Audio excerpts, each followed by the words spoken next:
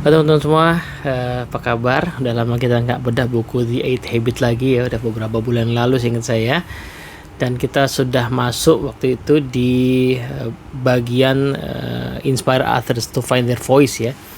Jadi setelah kita mencoba untuk menerapkan ya ide The Eight Habit ini bagi diri kita sendiri, sekarang gimana sebenarnya kita bisa menginspirasi orang lain untuk menemukan panggilan jiwa mereka. Dengan kata lain, untuk membuat mereka kemudian punya energi yang sangat besar ya dari 4 dimensi dalam diri mereka. Nah, pengantarnya udah di video sebelumnya, silahkan mampir ke sana aja. Nah, saya mau lanjutin bahasan kali ini ya. Kita akan masuk di bahasan soal apa sih sebenarnya yang menjadi dasar ya, kenapa kok kita perlu ya, kembali ke hal yang sifatnya fundamental dalam leadership, yaitu ke human nature ya. Kodrat manusia yaitu seperti apa sebenarnya untuk kemudian menemukan cara-cara memimpin yang lebih baik. Ya, kita bahas di video kali ini.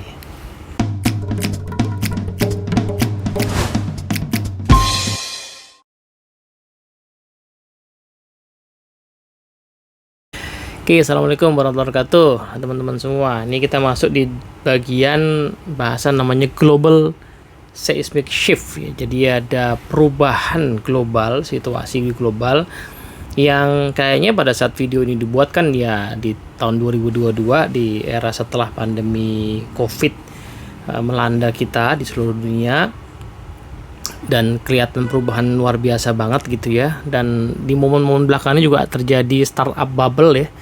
Jadi situasi ketika perusahaan startup yang tampak kinclong keren itu kemudian sekarang sedang berusaha untuk bisa survive juga ya. Tapi menariknya adalah Pak Stephen Covey sudah memprediksi situasi perubahan global ini jauh-jauh hari gitu. Ya kan, nanti kita lihat nih poin-poin yang beliau bahas apa aja ya. Jadi era ya pekerja pengetahuan atau knowledge worker itu sebenarnya era yang ditandai dengan perubahan-perubahan di ranah global ya. Pertama adalah globalization of markets and technology. Jadi jelas ya, pasar itu mengglobal gitu ya. Di momen sekarang orang bisa beli barang dengan mudah dari luar negeri. Penjual dari luar bisa punya pelanggan di daerah di Indonesia gitu ya. Begitu juga balikannya ya. Penjual di Indonesia ya, produsen di Indonesia bisa punya pelanggan yang tidak hanya di area lokal tapi betul-betul global. Dan teknologi memungkinkan untuk itu semua. Nah, dulu kita mesti surat-suratan gitu ya, berbulan-bulan baru nyampe. Sekarang cukup dengan video call, bahkan nggak usah ribet ya, buku pakai handphone aja, pakai WhatsApp video call udah bisa berkomunikasi dengan orang-orang di berbagai belahan dunia gitu ya. The emergence of universal connectivity. Nah, akhirnya seluruh dunia itu terkoneksi, kita dengan mudah dapat connect. Ya balik lagi ke tadi ya, saya pikir WhatsApp call ya, FaceTime itu memungkinkan kita bisa connect dengan orang dari berbagai belahan dunia hanya dengan sekali klik. Sesuatu yang dulu harus butuh perencanaan, butuh effort ya. Kemudian, nah apa impactnya? Impactnya salah satunya adalah flow of information ya. Aliran informasi itu luar biasa dahsyat banget ya. Kita bisa tahu apa yang terjadi di Ukraina misalnya ya. Ketika terjadi perang dengan Rusia sekarang, itu nggak perlu kita ke sana ya, dan bahkan nggak perlu baca berita. Kita cukup ikutin media sosial aja udah tahu ya di sana sedang terjadi apa ya. Terlepas dari keakuratan informasi, tapi aliran informasi itu luar biasa banyaknya.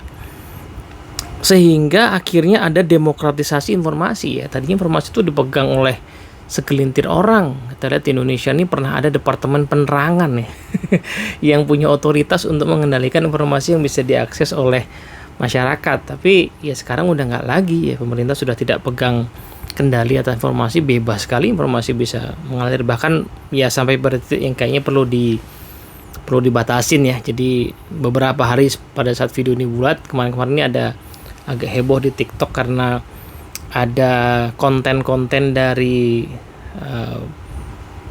orang-orang di profesi tertentu yang sebenarnya punya etika ya untuk tidak menyebarluaskan kisah-kisah di balik layar mereka ya. Dengan adanya TikTok, kisah-kisah itu dibuka ke publik ya. Ya mungkin bercandaan doang, tetapi itu sesuatu yang harus dipikirkan ulang ya, apakah itu etis atau tidak.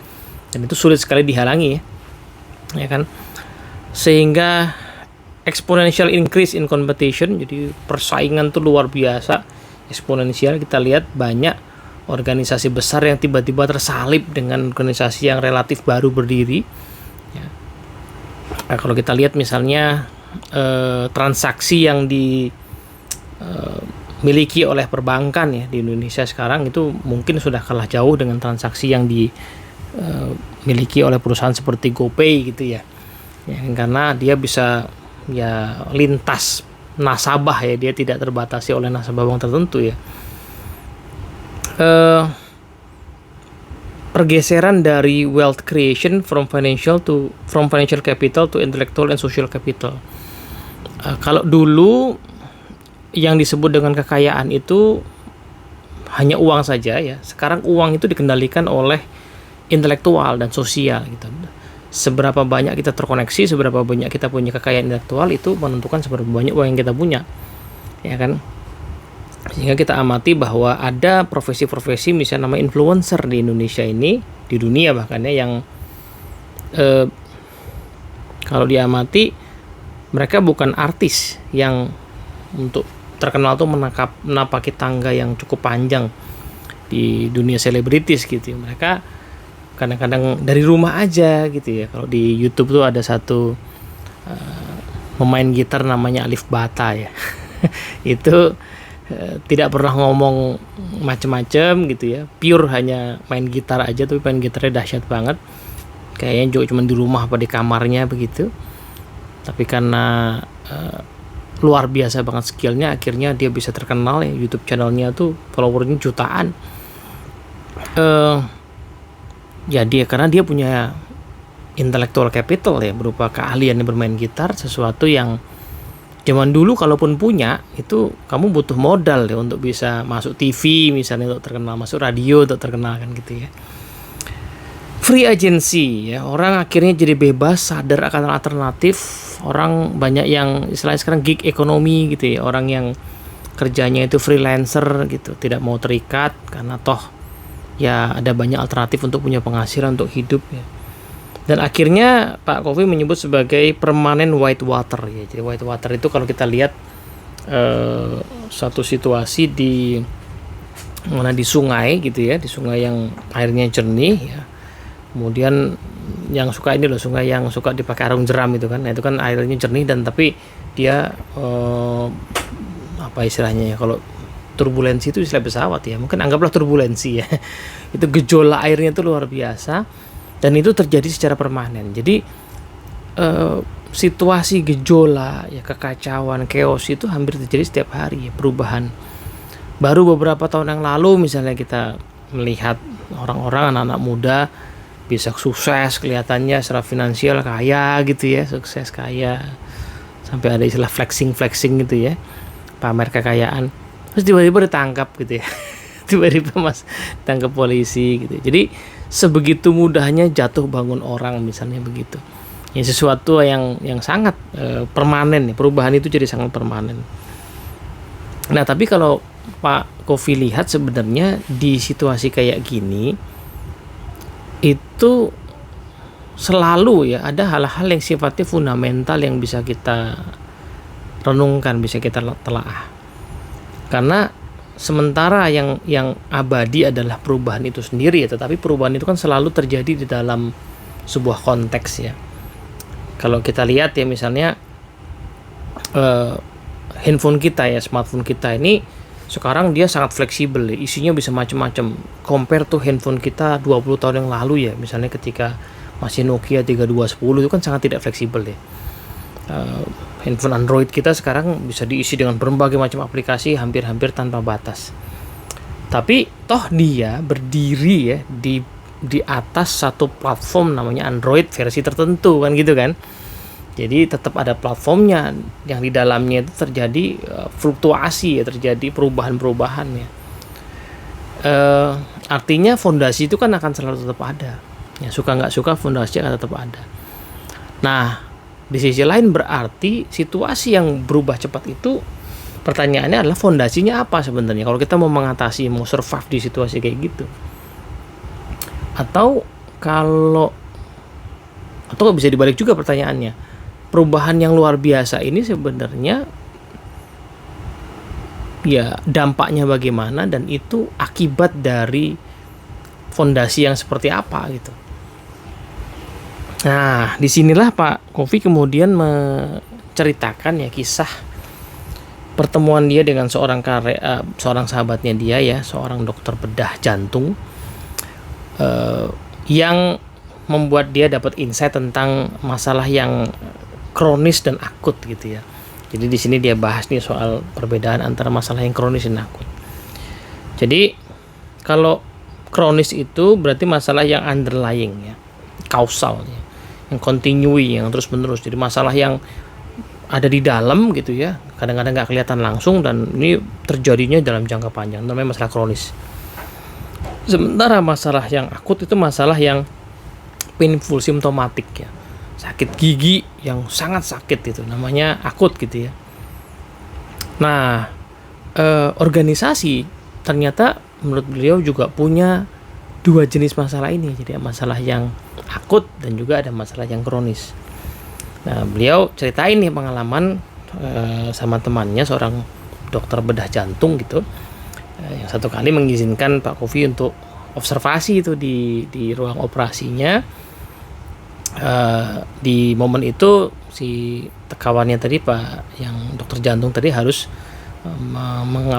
mereplace ya 3 pembuluh darah jantung gitu ya. Nah, Pak Kofi nanya, kok harus diganti, emang nggak bisa diperbaiki, di repair gitu kan. Dia bilang, ya situasi pembuluh darah ini kalau dulu awal-awal sih masih bisa diperbaiki, tapi kalau udah kayak gini harus diganti gitu. Dan menariknya lagi adalah Mbak Kofi nanya, kamu udah ganti 3 pembuluh darah, apakah kemudian akhirnya orang ini akan aman gitu ya, clear gitu? Terus dia bilang enggak juga, karena kalau saya lihat situasinya, orang ini sebenarnya isunya udah kronis ya, udah jangka panjang. Jadi hampir seluruh pembuluh darahnya udah situasinya udah mirip-mirip kayak gini. Sekarang ini diganti yang sudah parah banget, yang nggak bisa diperbaiki, tapi sebenarnya kasus ya mampetnya pembuluh darah ini ada di mana-mana sebenarnya.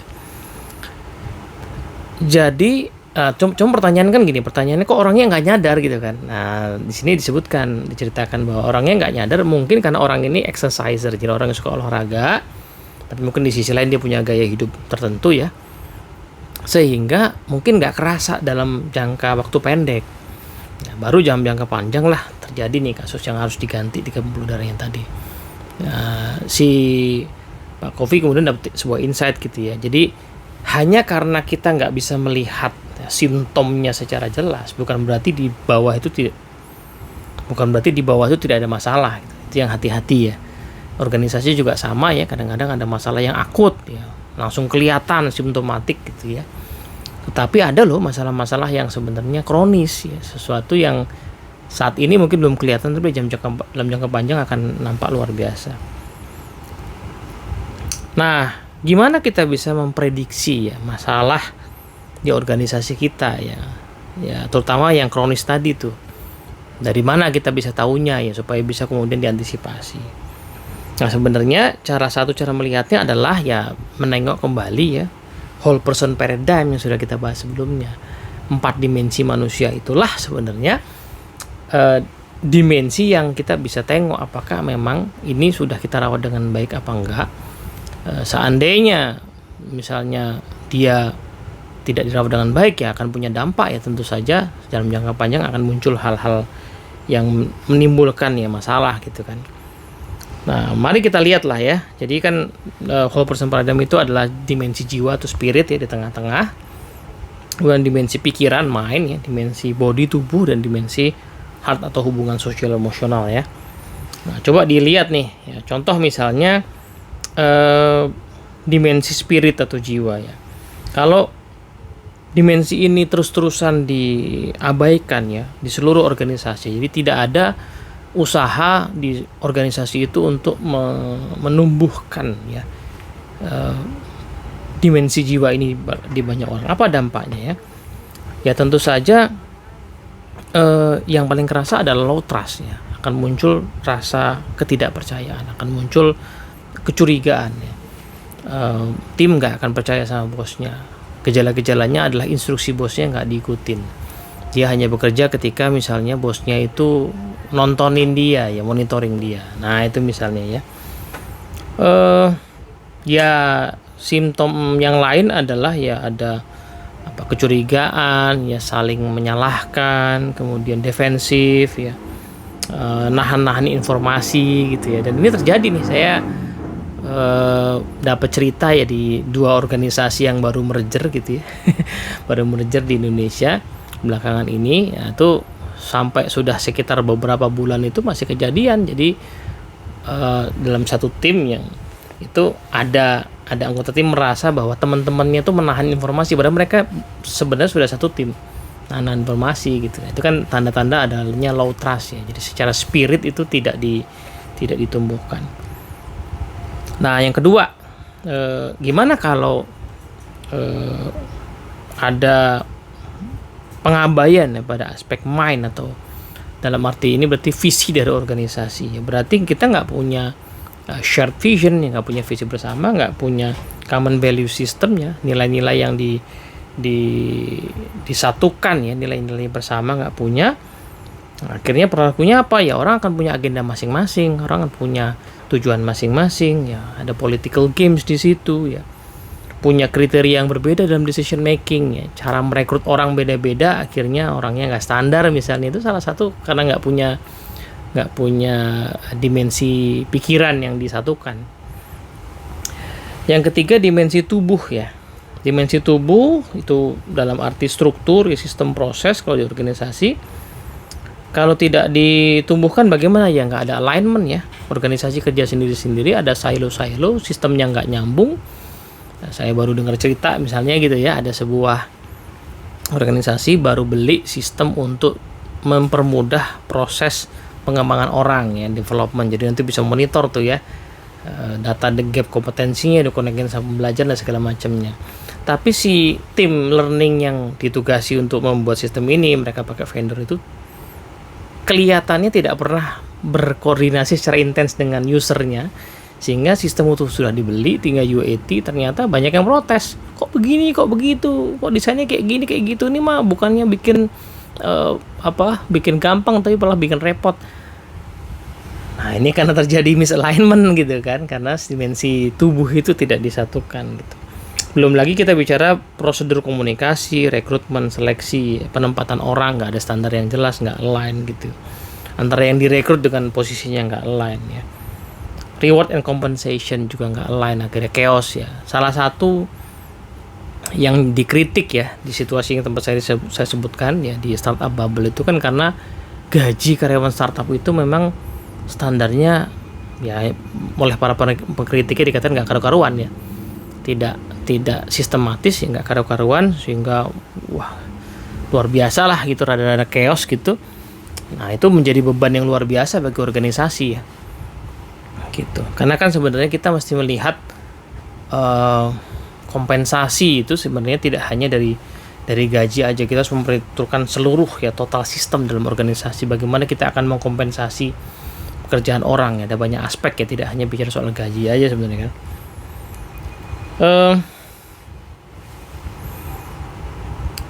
Yang terakhir adalah bagaimana kalau kita mengabaikan aspek hati atau hubungan sosial emosional, yang nggak ada emotional connection gitu ya, tidak ada hubungan keterikatan antara satu sama lain, komunikasi antar tim, antara leader dengan timnya itu tidak memberdayakan ya. Di era sekarang misalnya ya, karena tim itu makin mandiri ya, anggota tim makin mandiri, generasinya makin punya banyak inisiatif, maka gaya berkomunikasi harus lebih memberdayakan. Salah satu yang populer adalah skill coaching yang makin dibutuhkan oleh leader, oleh para pimpinan ya. Kalau nggak pakai itu ya tentu saja ya timnya nggak akan betah gitu ya, nggak akan nyaman gitu. Akan muncul ya orang yang suka madol ya, melarikan diri dari pekerjaan, gampang bosen ya, atau mungkin rasa takut, apatis gitu ya. Dan orang-orang yang cuman kerja tapi terpaksa sebenarnya gitu. Jadi abaikan salah satu saja dari 4 dimensi ini akan membuat organisasi kita akan terasa gitu ya, bahwa ini nggak imbang ya. Ibarat kata kalau saya lihat di mobil itu ada 4 rodanya ya, nggak usah 4-4-nya lah, salah satunya anginnya kurang atau kena paku ya, yang pelan-pelan anginnya berkurang gitu, itu udah nggak enak ya. Apalagi kalau dipakai kenceng ya, makin kenceng dipakai itu salah satu roda yang anginnya kurang tadi, udah dampaknya langsung kerasa tuh. Nah gitu ya teman-teman semua. Nah ada satu kisah lagi yang diceritakan Pak Stephen Covey di sini waktu beliau berhadapan dengan satu grup dari eksekutif dari sebuah organisasi. Kemudian di satu obrolan Pak Covey nanya ya tentang mission statement organisasi kamu apa sih gitu kan. Nah, kemudian pas mau jawab tuh rada hesitate gitu, orang rada ragu-ragu. Kemudian cerita lah ya, our goal is to increase the asset of the owners ya. Sebenarnya esensinya tujuan kita yang penting aset dari owner kita itu meningkat gitu. Terus Pak Covey-nya nanya, oh kalau gitu kok nggak kelihatan ya ada tulisan di mana-mana gitu. Nah si Pak Eksekutif bilang, iya yang kita tulis beda sih ya. Kita punya tulisan mission statement di berbagai tempat, tapi yang kita tulis beda sama yang saya sebutin barusan. Yang saya sebutin barusan itu yang paling esensial.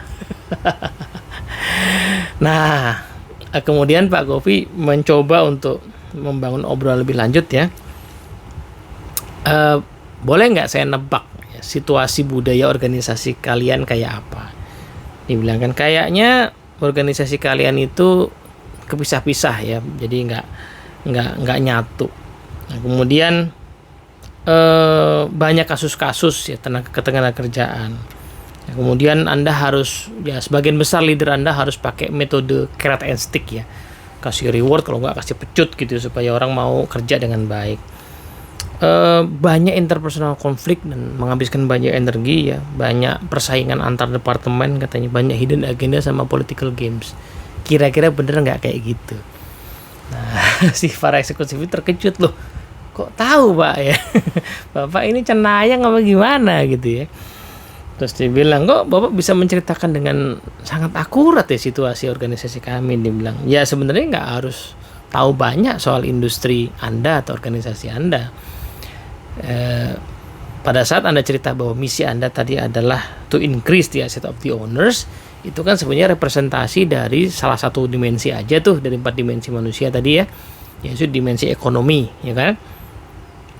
Nah maka saya berasumsi bahwa dimensi-dimensi lainnya tidak terlalu jadi perhatian ya, dan seiring dengan mungkin perkembangan organisasi ya, dimensi-dimensi yang diabaikan tadi akan munculkan masalah-masalah tadi ya. Ya, karena tidak ada kesatuan visi ya, orang kerja sendiri-sendiri, lalu hubungan juga tidak baik ya, ada persaingan akhirnya gitu kan. Dan trust juga jadi rendah karena tidak ada kesamaan spirit gitu ya dengan organisasi.